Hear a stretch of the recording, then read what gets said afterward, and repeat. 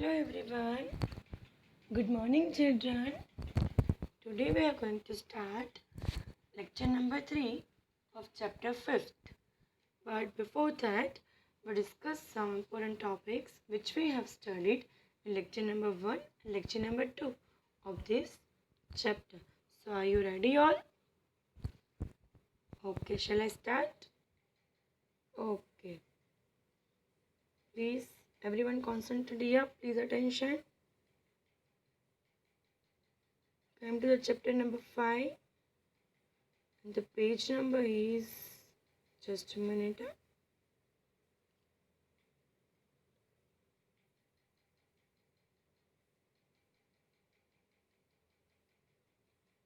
Okay, chapter 5th, page number 44.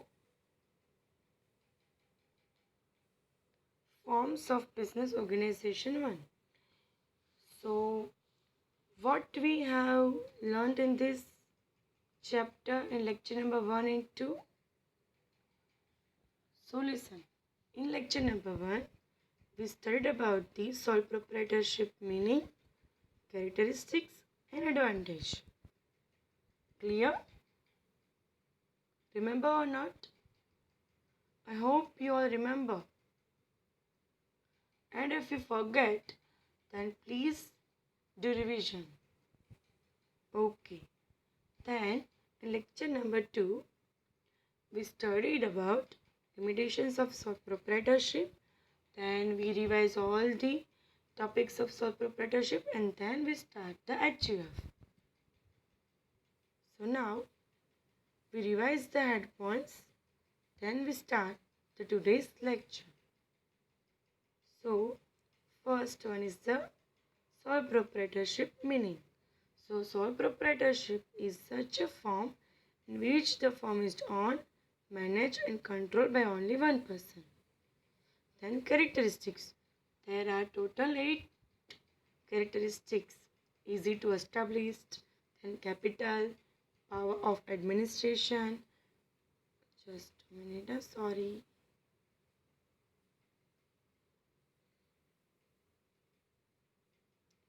Power of administration, then freedom of work and quick division, liability, maintenance of secrecy, personal contact, then centralization of ownership and management. Then the next topic is the advantage of sole proprietorship. First head point, easy establishment process, less capital, maintenance of secrecy, quick decision, personal contact, flexibility, less tax burden, less legal restriction. Then the limitations of the sole proprietorship. See students, we revise just a head point because we don't have that much time कि हम detail भी revision करें. So detailed revision you do by yourself. In daily lecture, you just revise the head point because due to this revision, you learned easily all the head points of each topic, each and every topic. Okay? Limitation of sole proprietorship. Limited capital, unlimited liability, short duration, limited work capacity, then possibility of wrong decision, lack of advantage of large scale business. Okay, done. Then HUF. So according to Hindu law, business is inheritable and the business acquired by way of inheritance by HUF, then it is called a form of HUF. All the members of family are called the member of HUF and the administration of such a firm is in the head of the family. Then he is called Karta. And if the senior most person doesn't wish to run the business, then the administration is passed on to the next eldest person. So existence of such firm is popular in India and in Nepal. In these two countries, this type of firm's existence is very popular. Characteristics of HUF. First, existent by law. The form of HUF come into existence by law. That means without law, it cannot come into the existence. So, existence of HUF firm came into existence by law. Then management. The management of the firm is in hands of senior most person of family, who is called Karta.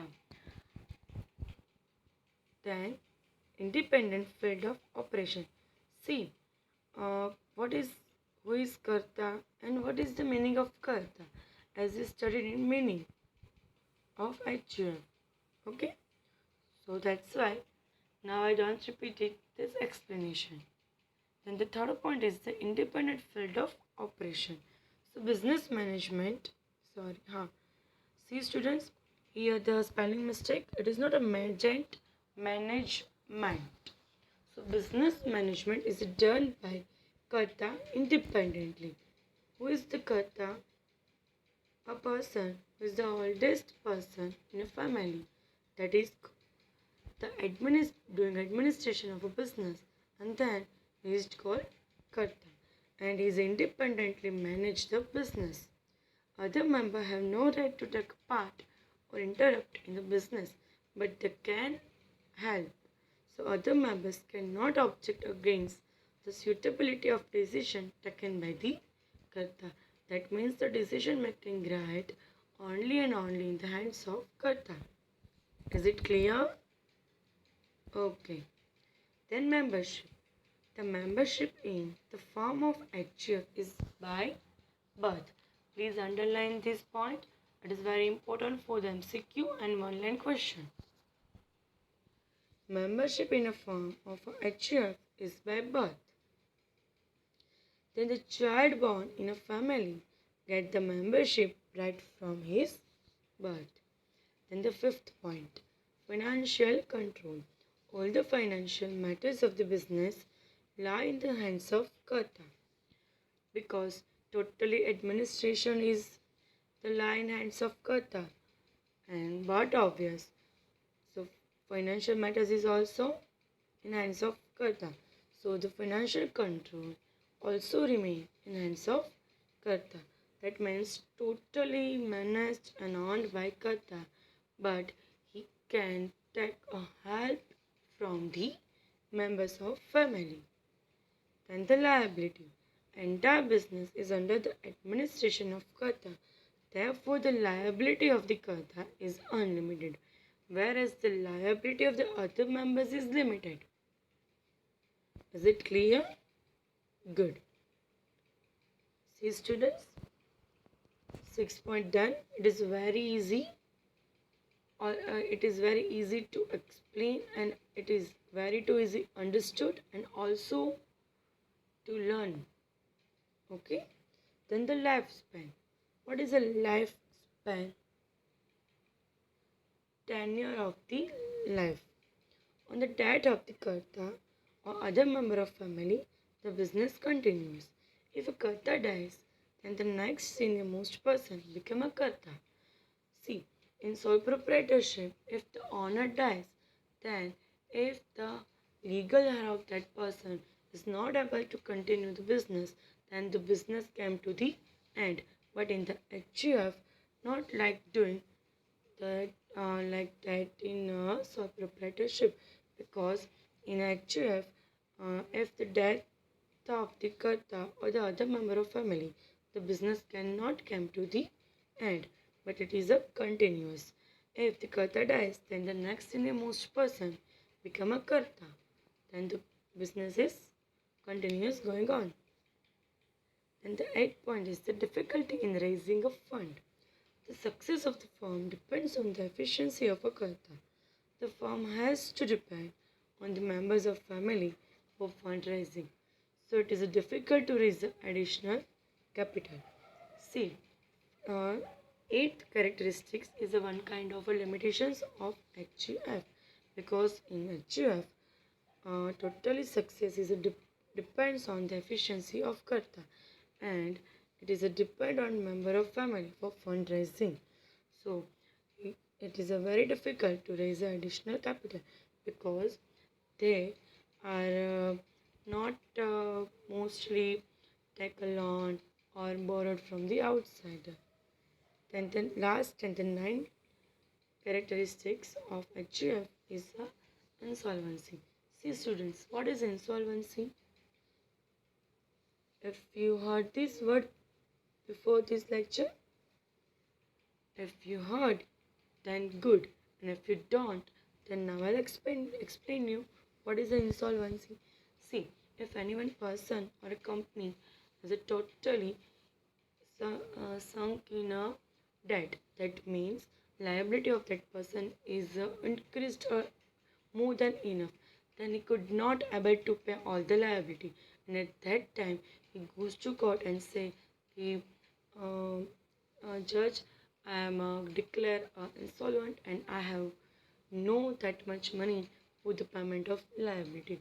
Then his totally asset is a sale sold by legal representative, and out of that money which received from the sale of asset, all the payments of that liability clear, and then no one bank give a bank to that person, so that person is called insolvent, and is a declaration process is called insolvency.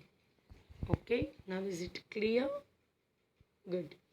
So when the firm become insolvent, the member of the family are declared insolvent. The minor are excluded. See, it is a point to be noted. So if a firm become insolvent, the member of family are declared insolvent, but the minor are excluded.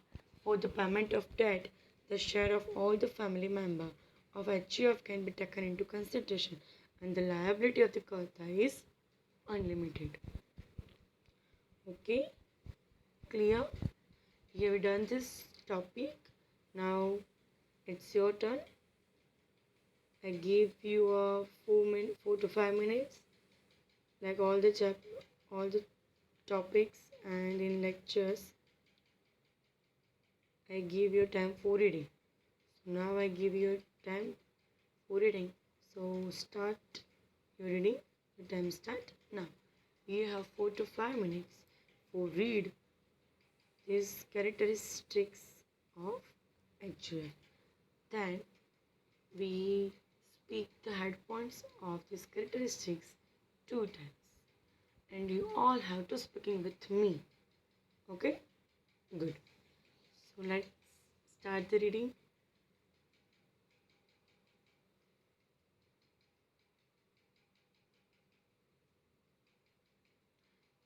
Please increase your speed in reading.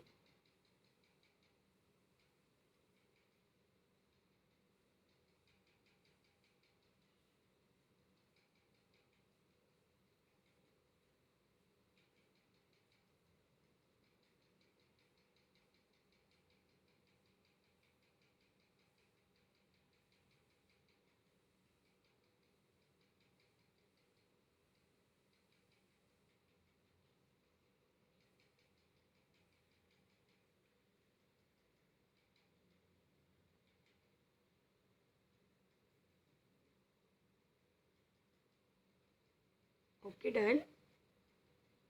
Good. Now we speak the head points. Existent by law, management, independent field of operation, membership, financial control, then liability, lifespan,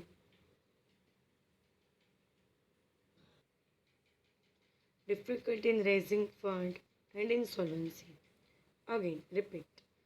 See students, you all have to speak on existent by law, then management, independent field of operation, membership, financial control, liability, lifespan, difficulty in raising fund, and insolvency. So we done this topic, and now we are moving on to start the next topic, a partnership. See students, we done two main topics of this chapter. First one is called proprietorship, and the second forms of business organization is the HUF, Hindu Undivided Family. And now we are going to start a third forms of business organization, that is partnership.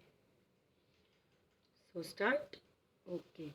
As the scope of business and commerce expanded, the limitation of sole proprietorship became clear. See, as the scope of business and commerce expanded, so in sole proprietorship have a lot of limitations for that. That's why the partnership as a form of business came into existence with an idea to establish business at a large scale. So partnership came into the existence to remove the limitations of sole proprietorship like huge capital, efficient admin power, and risk-bearing capacity. These all are limitations of sole proprietorship, and in partnership forms of business try to remove all the limitations of sole proprietorship. Okay, is it clear the paragraph 1? Okay. Then the meaning of partnership. Partnership means I explain the textbook wordings and meaning, but before that I told you in common parlance which is what is partnership. Any any two or more person start a business for a profit motive and managed by all or by one or on behalf of all partners. So that is called partnership. Okay, clear? Good. Partnership is such a business system in which the ownership of the business remain with the more than one person, and in the same way the business is managed by all or by one or more on behalf of all partners. The result of such business are borne by all partners. Then it is a profit or loss. So according to Indian Partnership Act 1932, see students, this is a definition of partnership firm. In first paragraph, give the meaning of partnership, and now it is the definition of partnership firm. Partnership is the relation between such a person who have agreed to share the profit of the business which is run by all or by one person on behalf of all. It is very easy and it is very understandable. Okay. See, there are 11 characteristics of partnership. First, relation by agreement. So mostly it compulsory to have to come to in existence by an agreement. Partnership come into existence by agreement. Without an agreement, it cannot come into existence. So this agreement can be written or can be oral, but the written is advisable. So it also come into existence by understanding created by the action of partners. So it is preferable to have a written agreement. Please underline students. It is preferable to have a written document or agreement. Okay, second one is the establishment procedure. It is of a partnership firm is a very simple. Establishment procedure of a partnership firm is a very simple and easy. So one does not have to pass through the complex and long procedure of law. In the registration, it is not a compulsory to register a partnership firm. Registration can be done by a registrar of firm to whom the partnership deed is submitted for the registration. See students, written agreement is preferable and registration is optional, not a compulsory, but it is advisable and optional. Then the number of partners. So in a partnership firm, minimum 2 numbers of partner is required. Minimum number of partner is 2. And according to the Companies Act 2013, number 464, number of partner in a partnership firm cannot be more than 100. And as per the rule, clause number 10, miscellaneous rule, maximum partner in partnership firm is 50. Okay, clear? If according to Companies Act 2013, clause number 464, then maximum 100. And if it is according to the Companies Act year 2014, clause number 10, miscellaneous rule, maximum partner numbers is 50. Okay, clear? Please underline that point. Okay, good. Then the purpose. Fifth characteristics is purpose. The main purpose of a partnership firm is to carry out lawful business activities to earn profit. Partnership cannot carry out for unlawful or illegal business. An activity without profit is not a partnership. It is called a kind of a social welfare. That's why profit motive is a compulsory in a partnership. For example, social service and religious activities are the legal, but their purpose is not to earn profit. That's why it is not called partnership. So in a partnership, purpose of that is to carry out lawful business and also to earn profit. Both the condition is satisfied, then also we can say it is partnership firm. Partnership. Okay, is it clear? See students, in a partnership there are so many characteristics, so we try to learn 5. So the first 5 done. So now you read this first 5, then we revise the head point of this first 5, and then we start from the 6th characteristics. So read these characteristics, only 5 characteristics with detail. Okay.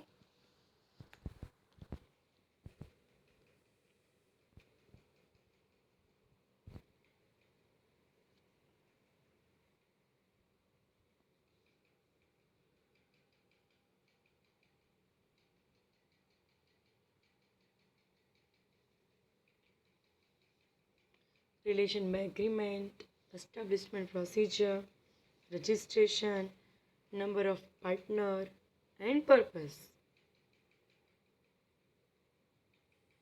Now the 6th point, capital. Generally, all the partners bring a capital, but still it is not necessary for all partners to bring capital. That means it is not compulsory for the all partners. Partner bring the capital is shown in the partnership deed. 7. Management. In partnership firm, all the partners can manage the firm jointly, or all the partners have a right to take a part in decision-making process. So as shown in a partnership deed, any one or more than one partner can take part in management. It is depend on partnership deed. Then the 8th point, unlimited liability. In partnership, liability of a partner is unlimited. That means for the payment of liability of a firm, all the partners have unlimited liability. That's why they all have to sell the own properties for the make the payment of firm. That's why it is an unlimited liability in partnership firm. Like a sole proprietorship, in the matters related to the payment of debt, liability of all the partners is unlimited. See, students, please underline. Liability of all the partners is unlimited. All the partners have to sell their private properties for the payment of debt. It is also important, so underline. Then according to the Partnership Act, for the partnership firm, partners are responsible personally and jointly for the payment of the firm debt. Hence, if any one of the partners is unable to pay the debt from his personal property, then the rest of the partners have to pay debt from their personal property. Clear? See, what to say in this topic? If any one partner cannot able to pay debt from his personal property, then the rest of the other partners have to pay the debt from their personal property. Clear? Good. Ninth, transfer of ownership. In partnership firm, the transfer of ownership is not easy. Without consent of all the partners, the partner cannot transfer his share in favor of other person. That means for the transfer of his shares, he need consent of all the partners. If any one partner cannot give a free consent, then he cannot transfer his share.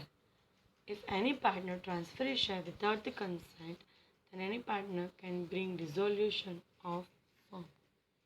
Clear? Good. Then the legal status. Indian Partnership Act 1932 clarifies partners' rights, duties, rules, and registration of firm as well as other provision. Then the 11th and the last, characteristics of partnership firm. Then we done today's lecture. Lifespan of firm. The lifespan of partnership is limited.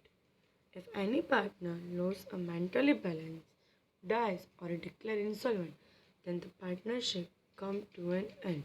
Because for the partnership, at least two persons is required, and any one of them two is die, then the only single person can alive. So partnership comes to the end.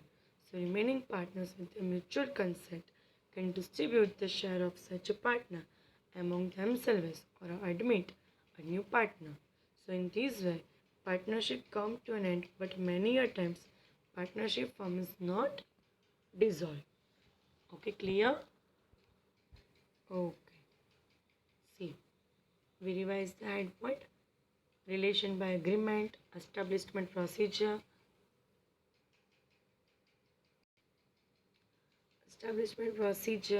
registration, number of partner, purpose, capital, management, unlimited liability, transfer of ownership, legal status, and lifespan of firm. Okay, done. So now here we done today's lecture. From the next lecture we start the advantage of partnership firm. But before that, please students, try to learn all the head points of this chapter till today's lecture's topic. Head points like characteristics, advantage and limitations of sole proprietorship, then characteristics of HUF, then the characteristic of partnership firm. Okay, and note down the today's homework. Please take a pen and book and note down the homework. Okay, in today's homework, you write all the characteristics of partnership firm and meaning of partnership firm, and also defined according to Indian Partnership Act 1932 of partnership in your file note. Clear? Meaning, definition and characteristics of partnership firm. Write in your file book in one time, and to the second time in your rough book. Clear? Okay. Then write the head points of characteristics in your head point book. See, write a head point in your head points book. Then write the meaning, definition and characteristics with detailed information in your file book one time, and one time in your rough book. And then all the head points of characteristics, advantage, limitation of sole proprietorship and characteristics of HUF write in one time in your rough book. Only head point. Okay, clear about the homework? Still if you have any doubt, then you can ask me through comment in YouTube channel. Okay, so here we done today's lecture. I hope you all enjoy a lot today's lecture, because in today's lecture we studied a very interesting topic like HUF and partnership. So I hope you all enjoy a lot. Okay, Goodbye, everyone.